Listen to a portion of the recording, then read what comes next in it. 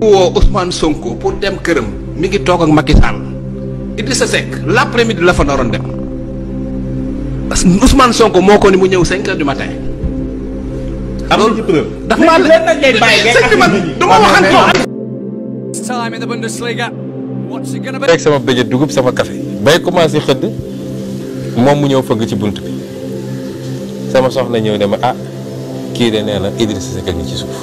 ma ne ko lan Idrissa Seck mu ne ma ne ko lu mu fi def heure bi ni heure bi ñëpp a ngi seen kër di xëdd ak seen ma ne booy bi mi ngi nii mun nga ko laaj ma ne ko demal nga ne ko du ma recevoir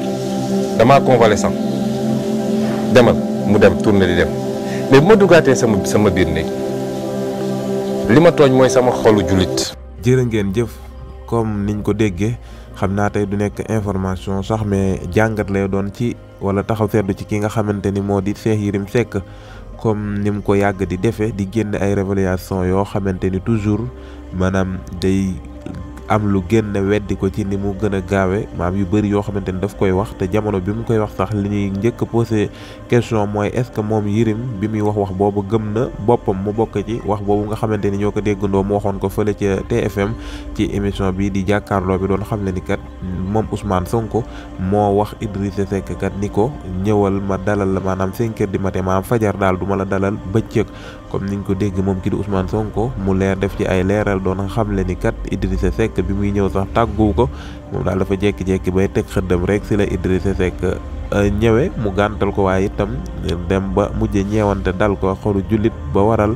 mu daal di koy nangoo recevoir foofee nga xamante ni moom moo di këram ci fajar bi muy taxawaay wala sax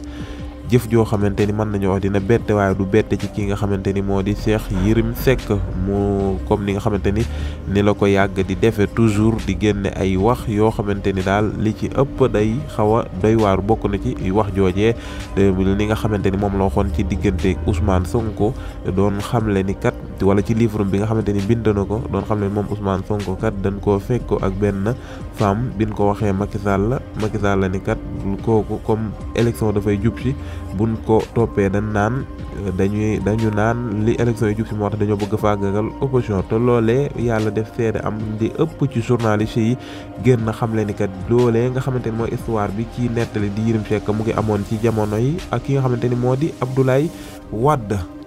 nga amoon ci jamonoy Abdoulaye Wade bokk na ci journaliste bi ki nga xamante ni moom la njëkk dégg mu wax ko mooy kii di Moustapha Diop bu Walfadjri bokk na ci yéen ñu déggati ku mel ni Cheikh Bara Ndiaye ñu bëree bëri dal di ci indi ay leeral ni maanaam mbir mi moom ni nga xamante ni la Idriss kii di Cheikh Yérim Seck nettalee li nga xamante ni mooy histoire boobu maanaam mënta nekk ñaari histoire yoo xamante ni dañoo niroo teg ma faaw Cheikh Yérim dafa jël lu xewoon jamonoy Abdoulaye Wade président bu nekkoon Abdoulaye Wade mu jël ko teg fa ki nga xamante ni moo di Macky Sall ki nga xamante ni moo defoon loole mu jël ko teg fa kii di Ousmane Sonko donte ni sax ñoom dem nañ bay xamal ci opposant boobee kan la waaye taxul ñu ay junjulu taxul mu leer mu nekk ku war a seetaat taxawaayam moom ki nga xamante ni moo di Cheikh Yérim Seck ndax nit kat bu fekkee da nga di bindkat nekkit journaliste boo xamante ni ku yàgg ci sa métier nga te it sa jaar-jaar mën nañ ni buñ ko toppee li ci ëpp dafay nekk ay wax yoo xamante ni yow mi ko wax ci sa bopp yaay dem ba mu neex la nga weddiwaat sa bopp kon loolee de nekkul loo xamante ni lu jekk la ci rawatina koo xamante ni da ngaa am njaboot am doom yoo xamante ni sax mën nañoo wax ni ay kilifa la ndax mat nañoo jël lii di soxna kon Yérim seetaatal sa taxawaay te xoolaat sa bopp te yenn révélation yi nga xamante ni yaa ngi koy def te mu wóor la ni yow mi koy wax sax bi nga koy wax xam nga ni gëmoo ko nga seeti sa diggante ak sa boroom xaj na lii lu ko gën a ñaaw yàlla sàkku ko taxaw wax say wax li nga xamante ni la ko Ousmane Sonko leerale ñëw dajji li nga xamante ni moom nga waxoon donte ni sax mën naa moom bi mu koy wax jublu ci woon pour dajji say wax ndax xam naa ni mën naa am bàyyiwu la